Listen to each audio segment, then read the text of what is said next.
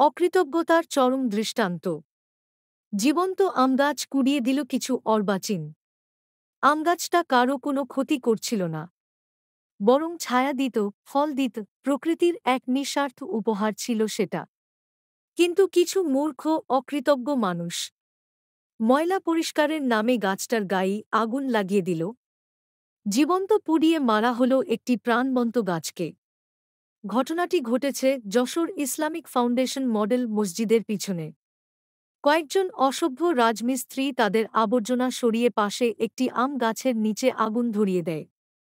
পিছনে দাঁড়িয়ে থাকা সেই আমগাছটিকেই আগুনে ঝলসে দিল। এই কি আমাদের সভ্যতা? এই কি আমাদের প্রকৃতির প্রতি দায়িত্ব? আজ যদি গাছের কান্না শুনতে পেতেন, হয়তো আপনি থেমে যেতেন।